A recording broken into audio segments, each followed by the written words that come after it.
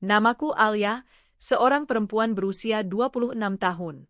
Aku menikah dengan pria bernama Raka 3 tahun yang lalu. Awalnya, pernikahan kami terasa indah. Aku merasa beruntung memiliki suami yang tampan, mapan, dan terlihat penuh kasih. Kami berdua sering bermimpi tentang masa depan, memiliki rumah dengan halaman kecil, 2 anak yang berlari-lari di pagi hari, dan makan malam hangat setiap malam. Aku sungguh percaya bahwa Raka adalah pilihan terbaik dalam hidupku. Namun, semua itu hanya manis di awal. Sejak aku hamil 5 bulan, sikap Raka mulai berubah. Awalnya, aku tidak begitu memperhatikan. Ia sering pulang lebih larut dari biasanya, dengan alasan pekerjaan menumpuk. Aku mencoba memaklumi karena aku tahu Raka bekerja keras sebagai manajer di sebuah perusahaan besar. Tetapi lama-lama, perubahannya semakin terasa. Ia jarang lagi menyapaku dengan senyum hangat saat pulang. Tatapannya dingin, bahkan sekadar bertanya kabar kehamilanku pun hampir tidak pernah. Aku sering berbicara sendiri di rumah, menunggu ia pulang, berharap ia mau mengelus perutku dan berkata lembut, "Bagaimana kabar bayi kita, sayang?" Tapi itu tidak pernah lagi terjadi. Makan malam yang dulu selalu kami nikmati bersama kini hanya tinggal sisa. Aku menyiapkan masakan dengan penuh cinta, tapi seringkali ia pulang dengan perut sudah kenyang. Aku hanya bisa duduk sendiri di meja makan, menatap kursi kosong di seberangnya. Ada rasa sakit yang perlahan-lahan tumbuh, tapi aku menahannya. Mungkin dia hanya stres, pikirku. Aku harus sabar, demi anakku. Hari itu, aku baru saja selesai mencuci baju di halaman belakang ketika seorang tetangga berlari-lari kecil menghampiriku. "Alia, kamu sudah tahu?" Suaranya terdengar ragu. Aku menoleh dengan senyum, meski tubuhku lelah. "Tahu apa, Mbak?" Tetanggaku itu menggigit bibir, seakan bimbang apakah sebaiknya ia mengatakan hal itu atau tidak. Akhirnya ia menarik napas panjang. "Raka, suamimu, katanya menikah lagi. Aku dengar kabarnya dari orang yang menghadiri akadnya kemarin. Istrinya masih muda, cantik, anak orang berada." Aku terdiam. Dunia seakan berhenti berputar. Tanganku yang basah oleh sabun gemetar hingga sabun jatuh ke tanah. "Apa?" Suaraku bergetar, nyaris tak keluar. Tetanggaku mengangguk pelan, tampak iba padaku. "Aku tidak bermaksud menyakitimu. Tapi aku pikir kamu harus tahu." Aku tidak menjawab. Kepalaku mendadak pening, nafasku sesak. Aku berpegangan pada tiang jemuran agar tidak jatuh. Raka menikah lagi? Aku mencoba menolak kenyataan itu. Tidak mungkin. Raka tidak mungkin melakukan ini padaku, apalagi saat aku sedang mengandung anaknya. Namun, hatiku berteriak bahwa itu benar. Semua sikap dinginnya selama ini, semua kebohongan tentang pulang terlambat, ternyata memang punya alasan. Malamnya, Raka pulang. Aku duduk di ruang tamu dengan jantung berdegup kencang, menunggu penjelasannya. Saat ia membuka pintu, aku berdiri dengan perutku yang sudah mulai membesar. "Raka?" Panggilku lirih. Ia menoleh dengan wajah datar. "Ada apa?" Aku menelan ludah. "Benarkah kamu menikah lagi?" Raka terdiam sejenak, lalu menghela napas panjang seolah bosan. "Jadi kamu sudah tahu?" Hatiku hancur seketika. Air mata mulai jatuh, tapi aku berusaha menahannya. "Kenapa, Raka? Aku istrimu. Aku sedang mengandung anakmu. Kenapa kamu tega melakukan ini?" Ia menatapku dingin. "Aku butuh kebahagiaan yang tidak bisa kamu berikan, Alia. Kamu terlalu sibuk dengan kehamilanmu, terlalu cerewet, terlalu menyusahkan." Maya berbeda. Dia muda, cantik, menyenangkan. Aku nyaman dengannya. Ucapannya menusuk jantungku lebih dalam dari pisau manapun. Aku memegang perutku erat-erat, seolah ingin melindungi bayiku dari rasa sakit yang kurasakan. "Lalu aku? Aku ini apa bagimu?" Tanyaku sambil terisak. Raka mengangkat bahu. "Kamu tetap istriku. Tapi mulai sekarang, Maya juga akan tinggal di sini. Kamu harus menerima itu." Hari berikutnya, Maya benar-benar dibawa masuk rumahku. Seorang gadis muda dengan kulit putih mulus, riasan sempurna, dan pakaian mahal. Ia tersenyum tipis padaku, bukan dengan keramahan, tapi dengan tatapan merendahkan. Jadi ini istri pertamanya? Tanyanya pada Raka dengan nada melecehkan. Raka hanya mengangguk. Ya. Alia, mulai sekarang, hargai Maya. Anggap dia istrimu juga. Aku terdiam, menahan tangis yang hampir pecah. Hatiku seperti ditindih ribuan batu. Hari-hari berikutnya menjadi neraka. Maya tidak hanya tinggal di rumah ini, tapi juga memperlakukanku seperti pembantu. Alia, tolong ambilkan air minum. Alia, bajuku kotor, cuci ya. Alia, pijat kakiku, aku capek. Semua itu terjadi di depan Raka, dan suamiku hanya diam, bahkan kadang ikut memarahiku kalau aku terlambat melayani. Aku yang sedang hamil besar harus berjongkok, berdiri, mondar-mandir mengurus kebutuhan mereka. Tidak ada lagi yang peduli padaku, apalagi pada bayiku. Malam itu aku duduk di kamar, sendirian. Aku memeluk perutku yang mulai menendang kecil. Maafkan Mama, nak, bisikku sambil menangis. Mama tidak bisa melindungimu dari ayahmu. Tapi Mama janji, Mama akan bertahan demi kamu. Air mataku menetes tanpa henti. Aku merasa sendirian, terbuang, tak berharga. Di luar kamar, aku mendengar tawa Raka dan Maya. Mereka bahagia, sementara aku tenggelam dalam luka. Namun, di balik tangisku, ada secercah tekad yang perlahan tumbuh. Aku harus kuat. Aku harus bertahan. Karena ada kamu di dalam perut Mama. Kamu satu-satunya alasan Mama hidup. Sejak hari itu, aku tidak lagi memikirkan kebahagiaanku sendiri. Yang kupikirkan hanya bagaimana aku bisa tetap sehat agar bayiku lahir dengan selamat. Aku menahan semua hinaan, semua perlakuan buruk. Aku bangun pagi untuk memasak sarapan mereka, mencuci baju, membersihkan rumah, bahkan ketika kakiku bengkak dan tubuhku sakit karena kehamilan. Raka tidak lagi melihatku sebagai istri. Maya memperlakukanku seolah aku hanyalah bayangan, seorang pembantu rendahan. Namun aku tetap diam, tetap berusaha kuat. Aku tidak tahu apa yang menungguku setelah ini, tapi aku merasa gelap semakin pekat. Aku sadar, inilah awal penderitaanku. Hari-hari berlalu dengan penuh luka. Aku masih bertahan di rumah itu, meski lebih pantas disebut neraka.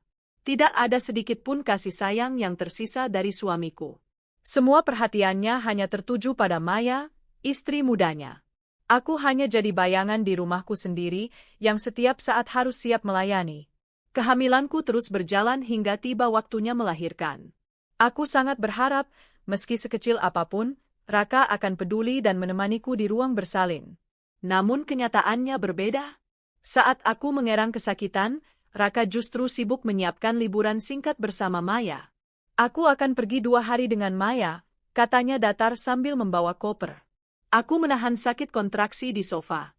Raka, aku sudah mulas, sepertinya bayinya mau lahir. Ia menoleh sebentar, lalu menghela napas. Ya sudah, panggil saja bidan. Aku tidak bisa membatalkan rencana ini. Lagi pula, kamu bisa mengurus sendiri, kan? Kata-katanya seperti belati. Aku tidak lagi berharap padanya. Dengan sisa tenaga, aku menghubungi bidan dekat rumah. Malam itu, aku melahirkan di kamarku sendiri, ditemani seorang bidan dan tangisan yang pecah bersama lahirnya bayi kecilku. Seorang putra mungil lahir, tangisnya keras memenuhi kamar. Air mataku jatuh deras. Selamat datang ke dunia, nak, bisikku lemah. Kamu satu-satunya kebahagiaan Mama. Aku menamai bayi itu Arka, cahaya kecil yang memberi alasan bagiku untuk bertahan. Namun, kebahagiaan itu hanya sesaat, karena 7 hari kemudian, penderitaan yang lebih besar menantiku. Hari ke-7 setelah kelahiran, malam terasa panjang. Arka rewel, menangis keras sepanjang malam. Aku mencoba menenangkannya, menggendong, menyusui, menepuk-nepuk punggungnya, tapi tangisnya tak juga berhenti. Mungkin ia merasa tidak nyaman, atau perutnya kembung, aku tidak tahu. Namun, tangisan itu membuat Maya marah besar. Ia berteriak dari kamarnya, membuat rumah berguncang oleh amarahnya. Alia, suruh bayi itu diam. Aku tidak bisa tidur, tahu. Aku jadi pusing mendengar tangisannya. Aku menggendong Arka lebih erat. Maaf, Maya, dia masih bayi. Aku sudah mencoba. Ah, alasan. Kalau kamu tidak bisa menenangkannya, usir saja dia. Aku tidak mau malamku terganggu hanya karena anak cengeng itu. Raka yang mendengar pun keluar dari kamarnya, wajahnya kesal. Alia, bayi itu benar-benar membuat ribut. Kalau kamu tidak bisa menenangkannya, lebih baik kalian keluar dari rumah. Aku butuh ketenangan. Air mataku jatuh deras. Raka, dia anakmu juga, dia baru 7 hari. Namun, Raka tidak bergeming. Ia menatapku dingin, lalu menunjuk ke pintu. Keluar. Malam ini juga. Aku terdiam. Tubuhku gemetar. Tengah malam? Di luar hujan deras. Bukan urusanku, jawabnya singkat. Maya tersenyum sinis di belakangnya, seolah menikmati penderitaanku. Aku tidak diberi kesempatan membawa apapun. Pakaian bayi, selimut, bahkan uang sepeser pun dilarang ku bawa.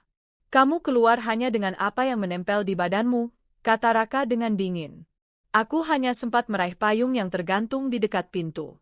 Dengan langkah gontai, aku melangkah keluar rumah itu, menggendong Arka yang terus menangis, sambil membawa payung kecil untuk melindungi kami dari hujan deras. Hujan malam itu begitu dingin, menusuk tulang. Jalanan sepi, hanya suara derasnya hujan dan sesekali kilat yang membelah langit. Aku berjalan tanpa arah, basah kuyup meski berusaha melindungi bayiku dengan payung. Air mataku bercampur dengan air hujan. Nak, maafkan Mama. Kita tidak punya tempat lagi. Aku berhenti di depan sebuah toko yang sudah tutup. Emperannya cukup lebar untuk berteduh. Aku duduk di situ, menggigil, sambil memeluk Arka erat-erat. Bayiku mulai tenang karena kelelahan menangis. Nafasnya kecil dan hangat di dadaku. Aku menatap langit malam. Ya Tuhan, kenapa aku harus mengalami semua ini? Apa salahku? Aku hanya ingin menjadi istri yang baik, ibu yang baik, tapi kenapa hidupku hancur begini? Aku merasa benar-benar kehilangan arah. Kemana aku harus pergi? Aku tidak punya keluarga di kota ini. Semua tabungan sudah dikuasai Raka. Bahkan bajuku pun tidak bisa kubawa. Aku hanya seorang ibu dengan bayi yang baru lahir, duduk di emper toko di tengah malam yang dingin dan basah. Kepalaku pusing, tubuhku lemah karena baru melahirkan. Luka jahitan persalinan masih sakit, membuatku sulit bergerak. Namun aku tahu, aku tidak boleh menyerah. Kalau aku jatuh, bagaimana dengan Arka? Aku memejamkan mata, mencoba menenangkan diri. Alia, kamu harus kuat. Demi Arka, kamu tidak boleh mati malam ini. Kamu harus bertahan. Aku terus mengusap lembut kepala kecil anakku, mencoba menghangatkannya dengan tubuhku yang basah kuyup. Saat aku hampir tertidur karena kelelahan, sebuah mobil berhenti di depan toko. Lampu mobil menyinari tempatku berteduh. Seorang wanita tua turun dengan payung besar. Ia menatapku dengan wajah kaget. Astaga, siapa kamu? Kenapa kamu di sini dengan bayi sekecil itu, malam-malam begini? Aku terkejut. Wanita itu terlihat elegan, dengan pakaian mahal meski usianya sudah lanjut. Ia tampak seperti nenek kaya. Aku terbata-bata menjawab. Saya Alia, Bu. Saya baru saja diusir dari rumah, saya tidak punya tempat tinggal lagi. Wanita itu menatapku iba, lalu melihat bayi di pelukanku. Tangisnya sudah mereda, tapi tubuhnya dingin. Kamu pasti kedinginan. Cepat ikut aku. Tidak baik untuk bayimu berada di luar seperti ini.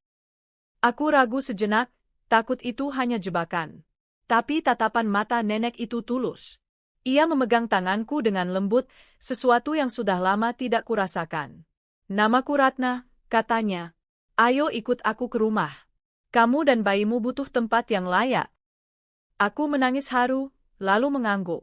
Terima kasih, Bu. Terima kasih. Malam itu juga, aku dibawa ke rumah besar milik Nenek Ratna. Rumah itu hangat, penuh cahaya, dan berbeda jauh dengan dinginnya emper toko tempat aku hampir menyerah. Aku diberi pakaian kering, selimut hangat, dan makanan. Bayiku diberi kain lembut untuk membungkus tubuh mungilnya.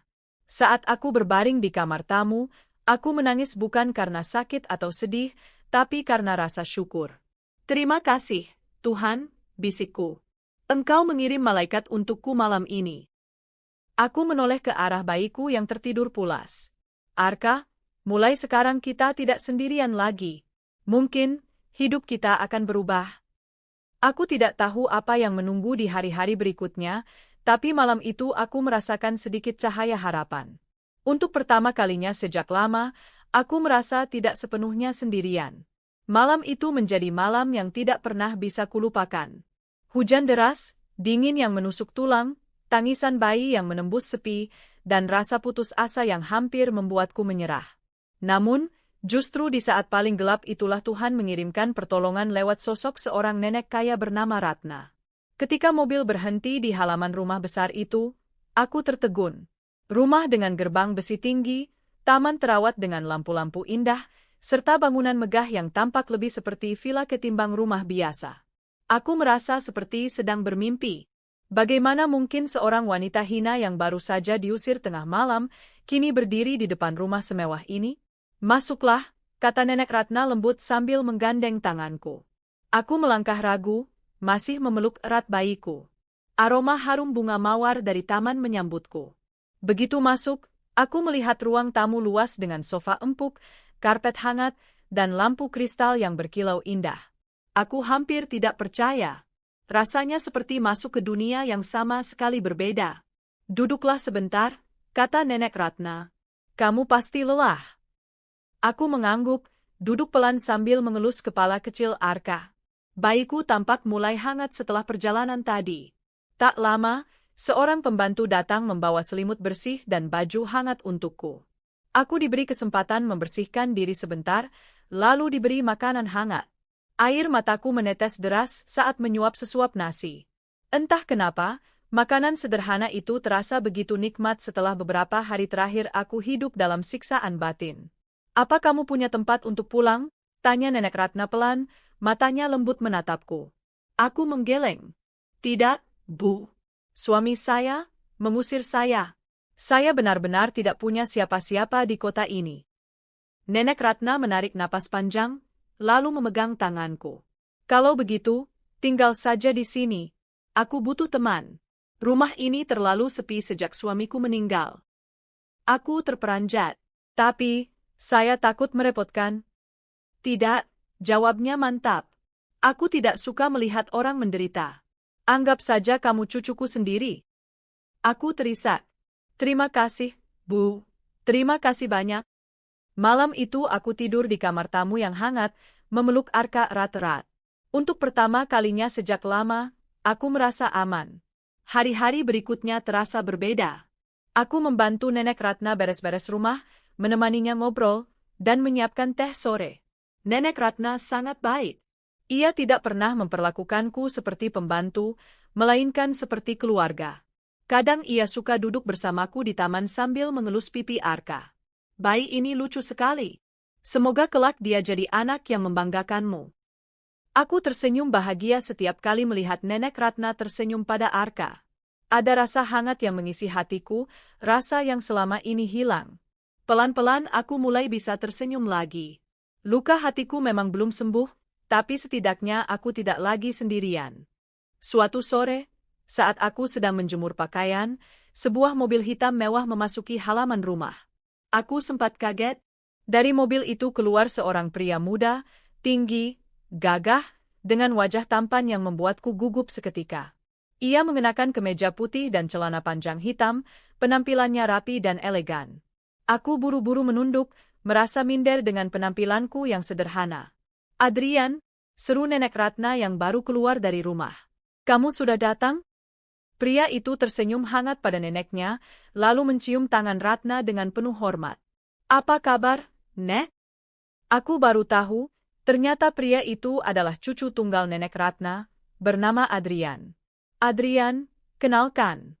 Ini Alia, kata Nenek memperkenalkanku. Dia tinggal di sini bersama bayinya. Mulai sekarang dia akan menemani Nenek. Aku menunduk sopan. Selamat sore, Tuan. Namun Adrian tersenyum, tatapannya lembut. Jangan panggil aku Tuan. Panggil saja Adrian. Aku sedikit terkejut. Tidak kusangka pria sekaya dan setampan dia bisa seramah itu. Sejak hari itu, aku sering bertemu Adrian. Ia ternyata orang yang rendah hati meski kekayaannya melimpah. Ia ramah pada para pekerja rumah, bahkan sering ikut membantu hal-hal kecil. Awalnya aku menjaga jarak, merasa tidak pantas berada di dekatnya. Namun, Adrian selalu memperlakukanku dengan wajar, tanpa sedikit pun menyinggung statusku sebagai janda muda dengan bayi. Suatu sore, saat aku menggendong Arka di taman, Adrian duduk di bangku dekatku. "Bayimu lucu sekali," katanya sambil tersenyum. "Apa namanya?" "Arka," jawabku pelan. "Nama yang bagus." "Cahaya, ya? Semoga dia benar-benar jadi cahaya dalam hidupmu." Aku tertegun. Kata-kata itu membuat hatiku hangat. Ia benar-benar menghargai keberadaan Arka, sesuatu yang bahkan ayah biologisnya sendiri tidak pernah lakukan. Bersama Nenek Ratna dan Adrian, hidupku mulai berubah. Aku belajar merawat diri lagi. Nenek Ratna bahkan menyuruhku membeli beberapa pakaian baru agar aku tidak selalu terlihat lusuh. "Alia, kamu masih muda. Jangan biarkan luka masa lalu membuatmu kehilangan cahaya. Kamu berhak terlihat cantik." Aku tersenyum haru mendengar nasihat itu. Dengan bantuan mereka, aku kembali menemukan percaya diriku. Aku mulai tersenyum lebih sering, mulai bisa tertawa kecil ketika Adrian bercanda. Bahkan Arka tampak tumbuh sehat dan bahagia. Ada sesuatu dalam diriku yang perlahan pulih. Luka memang belum hilang, tapi aku tahu, aku sedang bangkit dari keterpurukan. Hari-hari berlalu, dan aku mulai sadar Adrian sering memperhatikanku. Kadang aku merasa gugup kalau ia menatapku lama, apalagi dengan senyum hangat itu. Pernah suatu kali aku hampir terjatuh saat menjemur pakaian, Adrian cepat-cepat menolongku. "Hati-hati, Alia, kamu harus menjaga dirimu. Jangan sampai sakit, Arka butuhmu." Aku hanya bisa menunduk malu, wajahku memanas. Ada rasa asing yang muncul dalam hatiku, rasa yang sudah lama tidak kurasakan. Adrian juga sering mengajakku berbicara, mendengar ceritaku, bahkan tentang masa laluku yang pahit. Anehnya, aku tidak merasa malu. Aku merasa nyaman bercerita padanya. "Kalau aku jadi kamu," katanya suatu malam di beranda, "aku mungkin sudah menyerah. Tapi kamu luar biasa, Alia. Kamu tetap berdiri demi anakmu." Itu membuatku kagum. Aku terdiam, air mataku menetes pelan. Tidak pernah ada yang mengatakan hal itu padaku sebelumnya. Aku tahu, hatiku mulai goyah. Aku yang dulu berjanji tidak akan lagi membuka hati setelah dikhianati, kini merasakan sesuatu yang berbeda saat berada di dekat Adrian. Aku mencoba menolak perasaan itu. Aku berkata pada diriku sendiri, dia terlalu sempurna untukmu, Alia. Kamu hanyalah wanita gagal, dengan bayi. Jangan bermimpi terlalu tinggi. Namun, setiap kali ia tersenyum, setiap kali ia bermain dengan Arka, hatiku berdebar kencang. Aku tahu, aku sedang jatuh cinta. Suatu malam, setelah makan malam bersama, Adrian mengajakku berjalan-jalan di taman. Arka tertidur di dalam, dijaga Nenek Ratna. "Alia," katanya pelan, "aku ingin kamu tahu, kamu tidak perlu merasa rendah diri. Bagiku, kamu adalah wanita yang sangat kuat." Aku menatapnya bingung. "Kenapa kamu berkata begitu?" "Karena aku melihat bagaimana kamu bertahan, bagaimana kamu merawat Arka dengan penuh cinta meski dunia memperlakukanmu kejam. Itu tidak mudah, Alia. Tidak semua orang bisa melakukannya." Ia terhenti sebentar, lalu melanjutkan, "Aku sangat menghargaimu." Hatiku bergetar. Aku tidak tahu harus menjawab apa. Aku hanya bisa menunduk, menahan air mata yang hampir jatuh. Malam itu aku kembali ke kamar dengan perasaan campur aduk. Aku memeluk Arka erat-erat, lalu berbisik padanya. "Nak, mungkin Tuhan benar-benar sayang sama kita. Dia sudah kirimkan orang-orang baik untuk menemani kita. Mungkin, ini awal dari kehidupan baru kita." Arka tertidur pulas, wajahnya tenang. Aku tersenyum, merasa sedikit damai. Entah bagaimana masa depan kami nanti, tapi aku tahu, takdir telah mempertemukanku dengan orang-orang yang akan mengubah hidupku. Dan aku tidak salah. Karena ternyata, pertemuanku dengan Nenek Ratna dan Adrian adalah awal dari babak baru yang penuh kejutan dan cinta. Setelah berminggu-minggu tinggal di rumah Nenek Ratna, aku merasa hidupku benar-benar berubah. Aku yang dulu hidup di bawah hinaan, pengkhianatan, dan rasa tidak berharga, Kini menemukan arti rumah kembali. Aku bukan lagi seorang istri terbuang yang menangis setiap malam. Bersama Nenek Ratna dan cucunya, Adrian, aku belajar menemukan diriku yang hilang. Setiap pagi, aku membantu menyiapkan sarapan. Setelah itu, aku duduk di teras sambil menyusui Arka. Udara segar, taman yang asri, dan kicauan burung membuatku merasa damai. Pipinya makin cabi, komentar Adrian suatu pagi sambil menatap Arka yang tertidur setelah menyusu.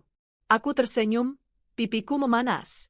Ya, dia makin gemuk sekarang. Mungkin karena ASIku lancar. Adrian tertawa kecil. Kalau begitu, kamu ibu yang hebat. Aku terdiam, tersipu. Dulu, aku sering mendengar hinaan dari Raka dan Maya bahwa aku tidak bisa apa-apa, bahwa aku hanya membawa masalah. Kini, Adrian justru memberiku pujian yang sederhana, tapi sangat berarti. Adrian sering pulang larut malam karena urusan pekerjaan. Namun, setiap kali ia pulang, ia selalu menyempatkan diri menengokku dan Arka. Kadang ia membawa oleh-oleh makanan, kadang mainan kecil untuk Arka. Suatu malam, saat aku sedang menidurkan Arka, Adrian mengetuk pintu kamarku. Alia, boleh aku masuk sebentar? Aku mengangguk. Ia masuk sambil membawa sebuah kotak. Aku lihat kamu sering kerepotan kalau harus menidurkan Arka sambil berdiri.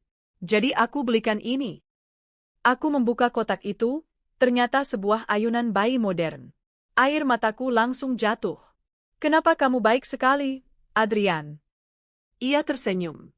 Karena kamu pantas mendapatkan kebaikan. Kamu sudah cukup menderita di masa lalu. Aku ingin kamu merasa bahagia sekarang. Aku tidak bisa menahan tangis. Terima kasih. Aku benar-benar tidak tahu harus berkata apa. Tidak perlu berkata apa-apa, katanya lembut. Cukup tersenyum, itu sudah cukup buatku. Nenek Ratna sering memintaku untuk memperhatikan diriku sendiri. Ia tidak ingin aku hanya tenggelam dalam peran sebagai ibu. Alia, kamu masih muda? Jangan lupakan dirimu. Pergilah ke salon, beli baju baru. Kamu pantas tampil cantik. Awalnya aku menolak. Aku merasa itu berlebihan. Namun, suatu hari Adrian ikut mendukung ide itu. Aku bisa antar kamu belanja kalau mau, katanya. Aku terkejut. Tidak usah repot-repot.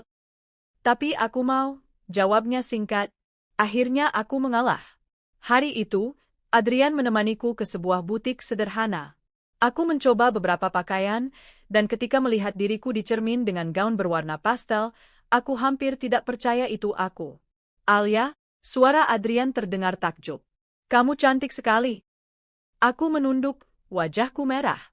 Untuk pertama kalinya setelah sekian lama, aku merasa cantik kembali. Bukan karena make-up atau pakaian mahal, tapi karena ada seseorang yang melihatku dengan tatapan tulus. Hari-hari berikutnya dipenuhi momen sederhana tapi membahagiakan. Aku tertawa lebih sering, Arka tumbuh sehat, dan Nenek Ratna terlihat bahagia melihat perubahan itu. Kadang, aku dan Adrian menghabiskan waktu di taman. Ia bermain dengan Arka, membuat bayiku tertawa cekikikan. Melihat mereka bersama membuat hatiku hangat. Dia sangat menyukaimu, kataku sambil tersenyum melihat Arka menggenggam jari Adrian. Adrian menatapku dengan tatapan dalam. Aku juga sangat menyukai kalian berdua. Aku tercekat, jantungku berdegup kencang. Namun aku pura-pura tidak mengerti maksudnya, karena aku masih takut mengakui perasaanku. Meski hidupku mulai membaik, bayangan masa lalu masih sering menghantuiku. Kadang, saat malam sunyi, aku teringat pada saat-saat aku diusir, hinaan Maya, dinginnya tatapan Raka. Aku sering menangis diam-diam, takut Adrian atau Nenek Ratna tahu. Aku takut luka itu membuatku terlihat lemah. Namun suatu malam, Adrian memergokiku menangis di taman. Alia, kenapa kamu menangis? Tanyanya lembut. Aku buru-buru mengusap mataku. Tidak apa, aku hanya teringat masa lalu. Adrian duduk di sampingku, lalu menggenggam tanganku. Alia, masa lalu itu sudah selesai. Kamu tidak perlu lagi menanggungnya sendirian. Ada aku di sini sekarang. Aku terdiam. Genggaman tangannya hangat, membuatku merasa aman. Hari demi hari, aku semakin menyadari bahwa aku jatuh cinta pada Adrian. Aku jatuh bukan karena wajah tampannya atau kekayaannya, tapi karena hatinya yang tulus. Ia melihatku sebagai manusia, bukan beban. Ia menghargai keberadaanku dan Arka. Aku tahu, aku tidak boleh terlalu berharap. Aku takut cinta ini hanya sepihak. Namun, setiap kali aku melihat cara Adrian menatapku, aku merasa ada harapan. Nenek Ratna bahkan pernah berkata padaku, "Aku senang melihatmu tersenyum lagi, Alia." Adrian juga tampak lebih bahagia sejak kamu ada di rumah ini. Aku hanya tersenyum malu, tidak berani menanggapi lebih jauh. Suatu sore, saat matahari tenggelam, aku berdiri di balkon sambil menggendong Arka. Aku menatap langit jingga, lalu berbisik pelan. "Terima kasih, Tuhan. Setelah semua luka, Engkau masih memberiku kesempatan untuk bahagia. Aku janji, aku akan menjaga kesempatan ini sebaik mungkin." Arka tertidur pulas di pelukanku, wajahnya tenang. Aku tersenyum, lalu menoleh ke arah halaman. Adrian berdiri di sana, menatapku dengan senyum hangat. Aku tahu, perjalanan hidupku belum selesai. Tapi aku yakin, aku sedang menuju kehidupan baru, kehidupan yang penuh cinta, harapan, dan kebahagiaan. Hari-hariku bersama Nenek Ratna dan Adrian semakin penuh warna. Aku sudah tidak lagi merasa seperti wanita malang yang dibuang suami. Perlahan, aku tumbuh kembali menjadi wanita yang percaya diri. Arka pun tumbuh sehat, riang, dan selalu membawa kebahagiaan. Namun, perubahan besar menungguku, sebuah keputusan yang akan mengubah hidupku untuk selamanya. Semakin lama aku bersama Adrian, semakin sulit bagiku untuk menyembunyikan perasaan. Ia bukan hanya pria tampan dan mapan, tetapi juga seseorang yang benar-benar peduli. Setiap tatapannya, setiap senyumnya, setiap perhatiannya membuat jantungku berdebar. Aku tahu, aku jatuh cinta. Namun, aku juga dihantui keraguan. Apa mungkin pria sesempurna Adrian mau dengan seorang janda seperti aku? Dengan bayi pula? Aku sering menahan perasaan itu, memilih diam. Bagiku, bisa tinggal bersama mereka saja sudah merupakan anugerah. Tapi ternyata, Adrian juga menyimpan sesuatu. Suatu malam, setelah makan malam bersama, Adrian mengajakku bicara di taman. Lampu-lampu kecil menghiasi jalan setapak, angin malam berhembus lembut. Aku menggendong Arka yang sudah mulai terlelap. "Alia," suara Adrian tenang, tapi ada sedikit getar. "Ada sesuatu yang ingin aku katakan." Aku menoleh, jantungku berdegup kencang. "Apa itu?" Adrian menatapku dalam-dalam. "Aku tahu kamu punya masa lalu yang berat. Aku tahu kamu pernah disakiti. Tapi bagiku, itu tidak mengurangi siapa dirimu. Justru itu membuatku semakin kagum padamu. Kamu kuat, sabar, dan penuh cinta." Aku tercekat. Air mataku mulai berkaca-kaca. "Alia," ia melanjutkan dengan suara lebih pelan, "aku jatuh cinta padamu. Aku ingin mendampingimu, menjaga kamu dan Arka. Jika kamu mau, aku ingin menikahimu." Aku menutup mulut dengan tangan, tak percaya dengan apa yang kudengar. "Adrian, aku ini hanya wanita gagal. Aku sudah tidak suci lagi, aku membawa bayi." Adrian menggeleng cepat. "Kamu bukan wanita gagal, Alia. Kamu adalah wanita luar biasa. Dan Arka bukan beban, dia adalah anugerah. Aku ingin menjadi ayah baginya." Tangisku pecah. Aku tak bisa berkata apa-apa. Aku hanya mengangguk pelan sambil menangis di dadanya. Keesokan harinya, Adrian memberitahu niatnya pada Nenek Ratna. "Nek, aku ingin menikahi Alia." Nenek Ratna tersenyum hangat. "Akhirnya kamu mengatakannya juga." Aku kaget. "Nenek, apakah nenek tidak keberatan?" Nenek Ratna menggenggam tanganku. "Alia, sejak kamu datang, rumah ini kembali hangat. Kamu bukan hanya ibu yang baik, tapi juga wanita yang tulus. Aku tidak bisa berharap menantu yang lebih baik darimu." Aku menangis lagi, kali ini karena bahagia. Restu yang tulus itu membuatku semakin yakin. Pernikahan kami tidak mewah, tapi penuh makna. Adrian sengaja memilih acara sederhana, hanya dihadiri keluarga dekat dan beberapa sahabat. "Aku tidak butuh pesta besar," katanya padaku. "Yang penting kamu dan Arka ada di sisiku." Aku tersenyum. Aku juga tidak butuh kemewahan. Yang penting kita bersama. Meski sederhana, gaun yang kupakai begitu indah. Nenek Ratna sendiri yang memilihkannya untukku. Gaun putih sederhana dengan rendah halus, membuatku terlihat anggun. Saat aku bercermin, aku hampir tidak percaya. Wanita yang dulu diusir dengan hinaan, kini akan dipersunting dengan cinta. Hari itu tiba. Aku berjalan menuju pelaminan dengan jantung berdegup kencang. Semua mata tertuju padaku, tapi aku hanya melihat satu orang, Adrian. Ia berdiri di ujung, menatapku dengan senyum yang membuatku merasa menjadi wanita paling beruntung di dunia. Prosesi berjalan hikmat. Dengan sekali lafaz yang tegas, Adrian resmi menjadi suamiku. Air mataku menetes deras saat mendengar kalimat itu. Alia, bisiknya saat kami berdiri berdampingan. Mulai sekarang, kamu bukan lagi sendirian. Aku suamimu, dan aku akan menjagamu selamanya. Aku menggenggam tangannya erat. Terima kasih, Adrian, terima kasih telah menerimaku apa adanya. Di tengah acara, Arka menangis kecil. Adrian dengan sigap menggendongnya, menimang dengan penuh kasih. Semua tamu tersenyum melihatnya. Ayah di sini, jangan nangis, ya, katanya lembut pada Arka. Aku menatap pemandangan itu dengan hati yang penuh haru. Bayiku yang dulu diusir, kini berada di pelukan seorang ayah yang benar-benar menyayanginya. Aku tahu, Arka akhirnya menemukan sosok ayah yang sesungguhnya. Malam itu, setelah semua tamu pulang, aku duduk di balkon bersama Adrian. Aku masih mengenakan gaun pengantin sederhana, sementara ia duduk di sampingku sambil memegang tanganku. Apakah kamu bahagia? Tanyanya. Aku mengangguk, air mata menetes lagi. Lebih dari bahagia. Aku tidak pernah membayangkan bisa sampai di titik ini. Setelah semua yang kualami, aku pikir aku tidak akan pernah bahagia lagi. Tapi Tuhan kirimkan kamu dan nenek untukku. Adrian tersenyum lembut. Kamu pantas bahagia, Alia. Mulai sekarang, kita akan membangun keluarga yang penuh cinta.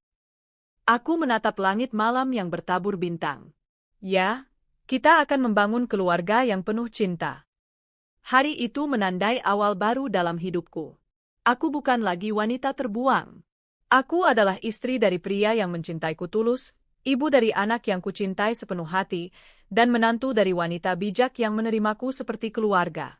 Aku menutup mataku sejenak, merasakan kedamaian yang sudah lama hilang. Ya, inilah awal dari kebahagiaanku yang sesungguhnya. Hari-hariku setelah menikah dengan Adrian begitu damai. Rumah besar itu tak lagi terasa sunyi, melainkan penuh tawa kecil Arka, percakapan hangat, dan kasih sayang yang tak pernah kutemukan di masa laluku. Adrian selalu memperlakukanku dengan lembut. Ia sering pulang membawa bunga segar atau makanan kesukaanku, meski aku selalu berkata tak perlu repot. Kamu pantas diperlakukan istimewa, begitu jawabnya sambil tersenyum. Nenek Ratna pun semakin sehat dan ceria. Ia sering berkata, rumah ini kembali hidup sejak kamu datang, Alia. Aku merasa sangat beruntung. Tuhan menggantikan semua kesedihanku dengan kebahagiaan berlipat. Namun, tak kusangka, takdir mempertemukanku kembali dengan masa laluku. Dan kali ini, bukan aku yang akan tersungkur, tapi mereka. Suatu sore, Adrian datang membawa sebuah undangan. Ia menyerahkannya padaku sambil duduk di sampingku yang sedang menyuapi Arka. Sayang, minggu depan kita diundang ke pesta pernikahan sepupu jauhku, katanya. Tempatnya di Hotel Bintang 5, cukup besar dan bergengsi. Aku tersenyum. Wah, tentu menyenangkan. Kapan terakhir kali aku menghadiri pesta mewah seperti itu? Rasanya sudah lama sekali. Adrian mengusap rambutku. Justru itu, aku ingin semua orang melihat betapa istimewanya kamu. Kamu pantas berdiri di sana sebagai pendampingku. Aku merona. Tapi, aku ini bukan siapa-siapa, Adrian. Aku hanya... Adrian langsung menyentuh bibirku lembut agar aku diam. Kamu istriku. Itu sudah lebih dari cukup. Bagiku, kamu adalah segalanya. Hatiku hangat. Namun, aku tidak tahu bahwa di pesta itulah aku akan bertemu dengan orang-orang yang dulu menghancurkan hidupku. Hari pesta tiba. Nenek Ratna yang memaksa menyiapkan segalanya untukku. Ia memesan gaun rancangan khusus berwarna biru muda yang membuat kulitku tampak bercahaya. Rambutku ditata elegan, riasan tipis mempertegas kecantikanku yang alami. Aku berdiri di depan cermin, hampir tak percaya dengan pantulan diriku sendiri. Wanita di cermin itu terlihat begitu anggun, berkelas, dan memesona. Bukan lagi Alia yang dulu menangis diusir dari rumah, bukan lagi wanita malang dengan pakaian lusuh dan mata bengkak. Ayah? Nenek Ratna tersenyum haru. Kamu seperti putri malam ini.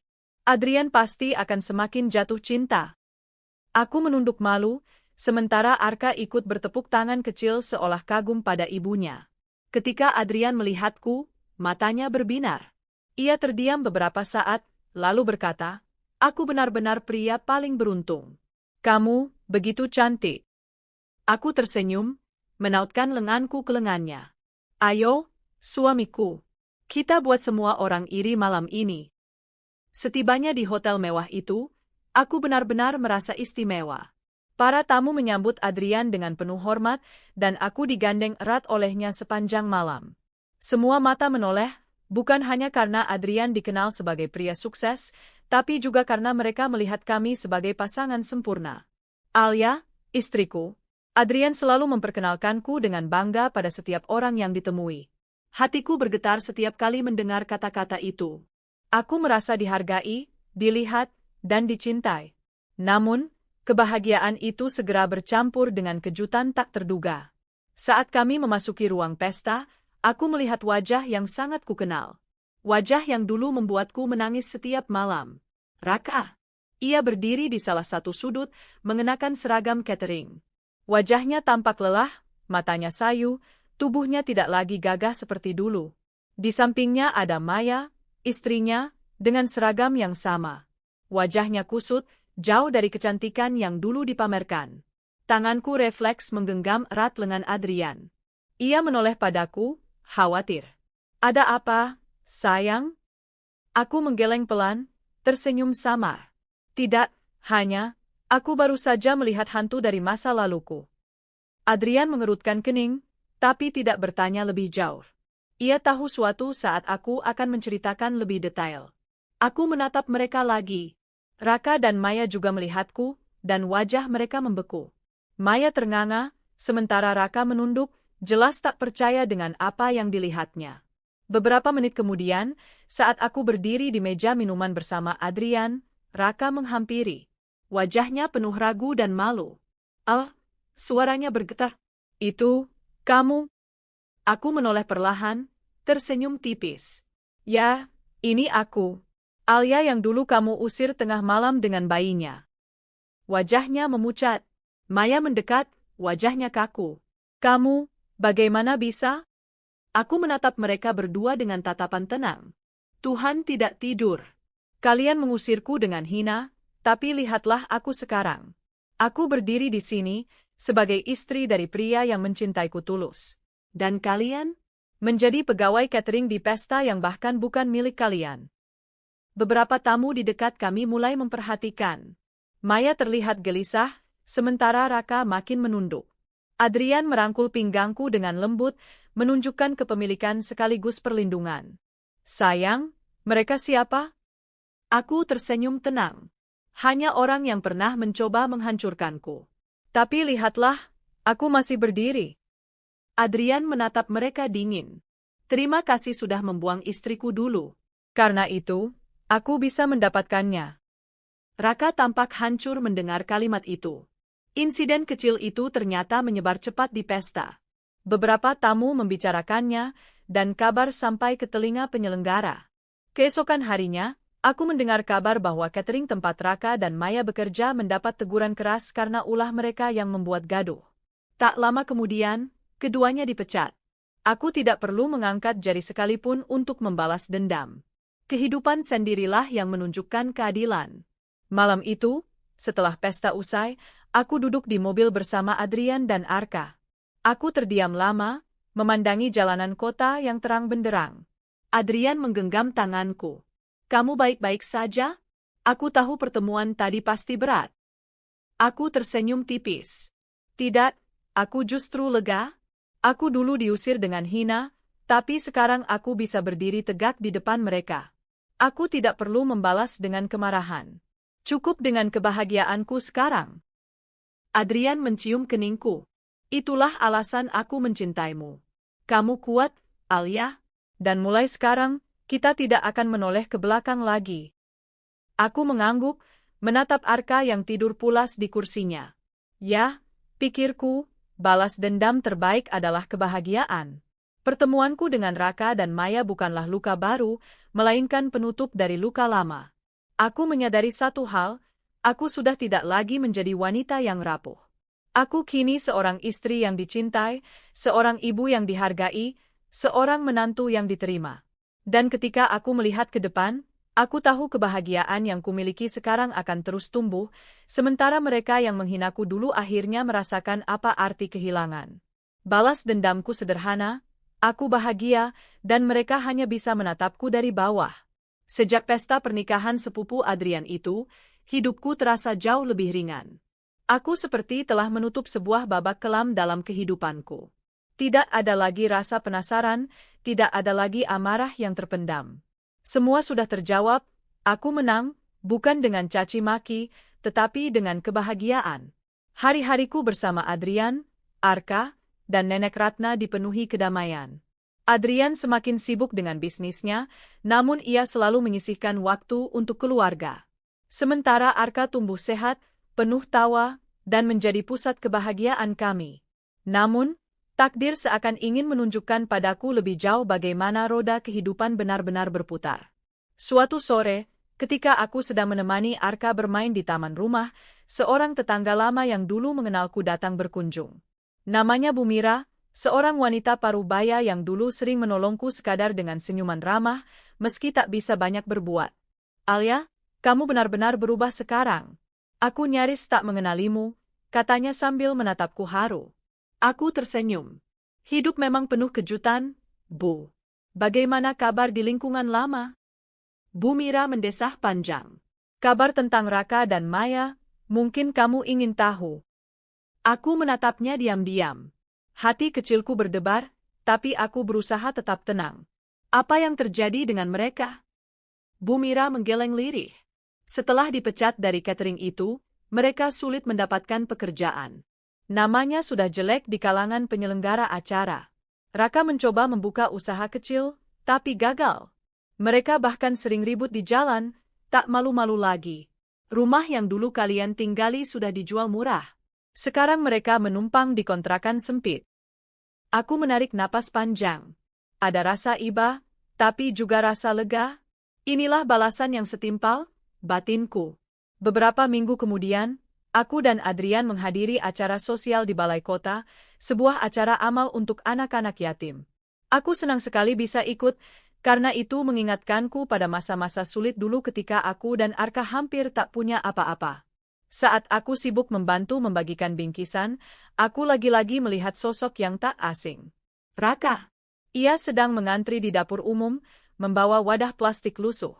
Pakaian yang dikenakannya kumal, wajahnya tirus, jauh dari bayangan pria mapan yang dulu sempat kubanggakan. Maya berdiri di belakangnya, menggendong anak kecil yang kurus. Aku terdiam, tubuhku menegang. Adrian menyadari dan menoleh. Sayang? Aku menghela napas. Itu, mereka? Adrian mengikut arah pandangku. Seketika matanya mengeras, tapi kemudian meredup penuh pengertian. Kamu ingin mendekat? Aku menggeleng. Tidak.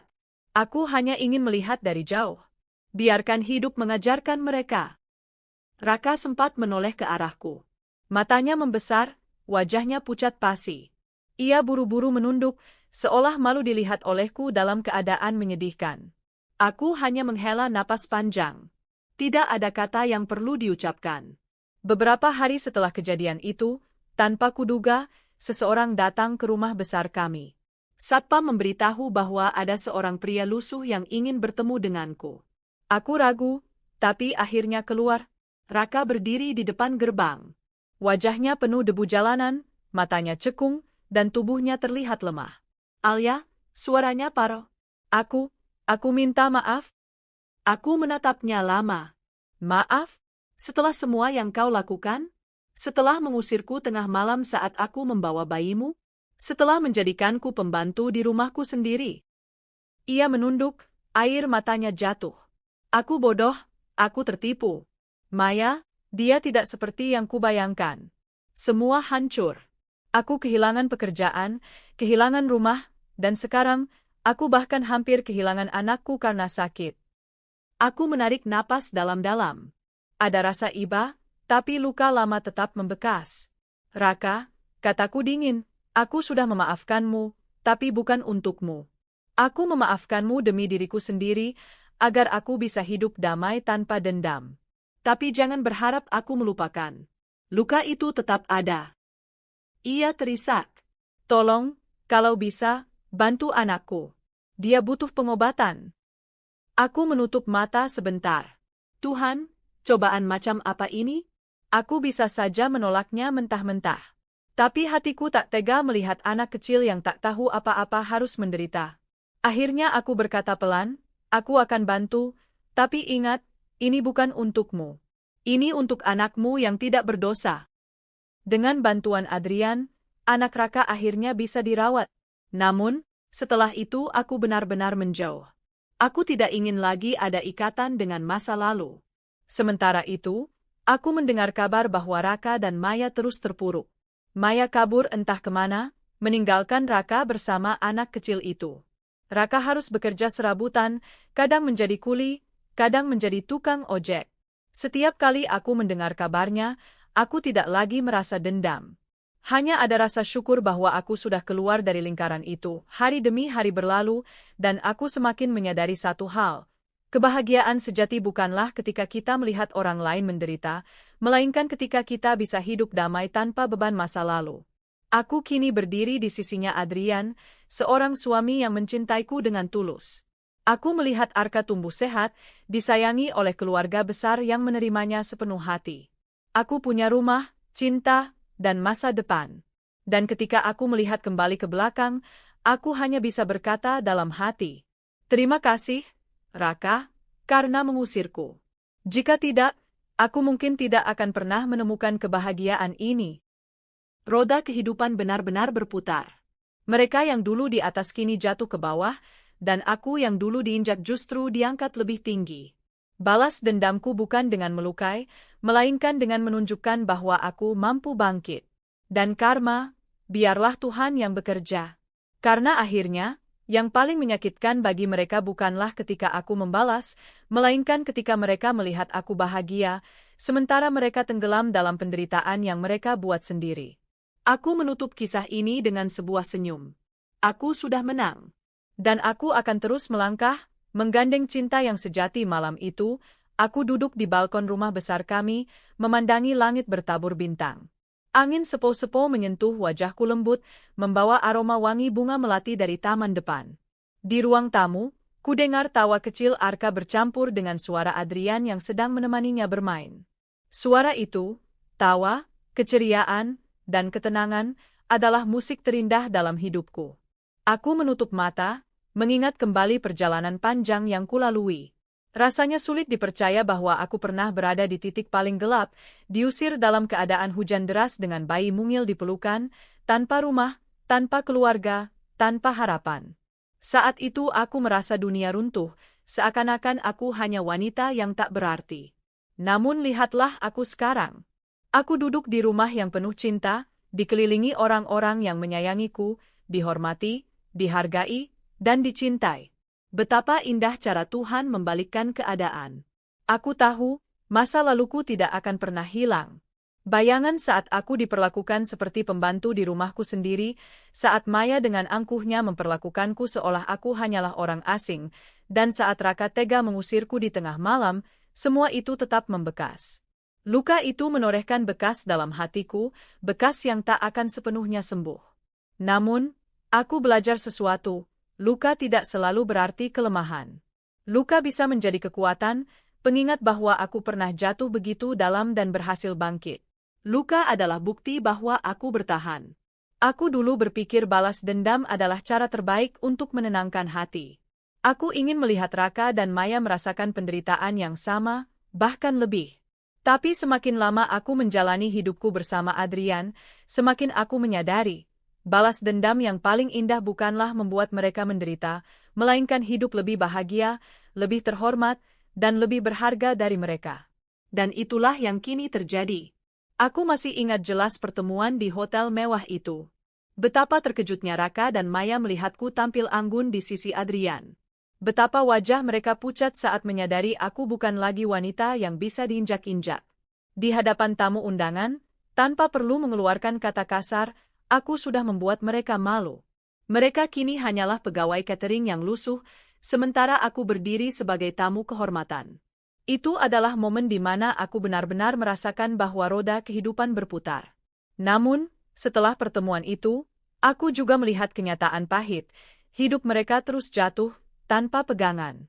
Maya meninggalkan Raka, Raka bekerja serabutan sambil mengasuh anak kecil yang sakit. Aku sempat membantu anak itu, bukan demi Raka, tapi demi anak kecil yang tidak bersalah. Disitulah aku belajar lagi. Kebahagiaan sejati bukanlah melihat orang lain jatuh, tapi bisa tetap punya hati meski pernah disakiti. Semua yang kulalui tak akan mungkin kujalani tanpa Arka. Bayi kecil yang dulu dianggap pengganggu, yang tangisannya membuatku diusir, justru menjadi alasan terkuatku untuk bertahan. Saat aku hampir menyerah, aku melihat wajah mungilnya, dan aku tahu aku harus berjuang. Ketika aku merasa tak ada yang peduli padaku, Arka menjadi alasan kenapa aku tidak boleh mati dalam kesedihan. Kini, Arka tumbuh sehat dan cerdas. Adrian mencintainya seperti anak kandungnya sendiri, bahkan lebih dari yang bisa kubayangkan. Dan setiap kali aku melihat Arka berlari ke arahku dengan senyum lebar, aku tahu, semua penderitaan yang kualami dulu tidak sia-sia. Arka adalah bukti bahwa dari luka, bisa lahir kekuatan. Dari kehancuran, bisa lahir harapan baru. Aku juga tak bisa berhenti bersyukur pada Tuhan yang menghadirkan Adrian dalam hidupku. Dia bukan hanya seorang suami, tapi juga sahabat, pelindung, dan tempat aku bersandar. Adrian mencintaiku bukan karena masa laluku, tapi justru karena ia melihat kekuatanku di balik luka. Ia mengajarkanku arti cinta sejati, cinta yang tidak memandang status, masa lalu, atau kelemahan, tapi menerima apa adanya. Adrian tidak pernah membuatku merasa rendah. Ia menggandeng tanganku di hadapan dunia, menunjukkan pada semua orang bahwa aku adalah wanita yang pantas dihormati. Dan di setiap pelukan hangatnya, aku merasa aman, sesuatu yang dulu tidak pernah kualami bersama Raka. Kini aku benar-benar percaya bahwa karma itu nyata. Aku tidak perlu membalas dengan tangan sendiri, karena hidup akan melakukannya untukku. Raka dan Maya kini hanyalah bayangan masa lalu. Mereka jatuh bukan karena aku menjatuhkan mereka, tapi karena perbuatan mereka sendiri. Sementara aku, yang dulu diinjak-injak, justru diangkat lebih tinggi. Aku tidak perlu lagi menoleh ke belakang. Namun setiap kali aku mengingatnya, aku semakin yakin bahwa Tuhan selalu punya rencana. Rencana yang mungkin tidak kita pahami saat kita menderita, tapi pada akhirnya, semua akan terlihat jelas, bahwa setiap luka adalah jalan menuju kebahagiaan yang lebih besar. Jika dulu aku ditanya, apa balas dendam terindah, mungkin aku akan menjawab, membuat mereka menangis seperti aku menangis. Tapi sekarang, setelah melalui semuanya, aku tahu jawabannya. Balas dendam terindah adalah menjadi bahagia, meski mereka berharap aku hancur. Balas dendam terindah adalah menjadi kuat, meski dulu mereka ingin aku lemah. Balas dendam terindah adalah dihormati, meski dulu mereka memperlakukan aku hina. Balas dendam terindah adalah mencintai dan dicintai, meski dulu aku dibuang tanpa belas kasihan. Itulah balas dendamku. Dan itu sudah lebih dari cukup. Aku menatap langit malam itu dengan senyum kecil. Angin malam berhembus, membawa ketenangan ke dalam hatiku. Aku tidak lagi membenci, tidak lagi menyimpan dendam. Masa laluku bukan lagi luka yang mengikatku, melainkan pelajaran yang membebaskanku. Aku adalah Alia, seorang wanita yang pernah jatuh, diinjak, dan diusir. Tapi aku juga Alia yang bangkit, dicintai, dan dimuliakan. Dan aku tahu, selama aku menggenggam cinta sejati ini, aku tidak akan pernah merasa hancur lagi. Karena pada akhirnya, balas dendamku sudah tuntas, aku bahagia, dan itulah yang paling menyakitkan bagi mereka.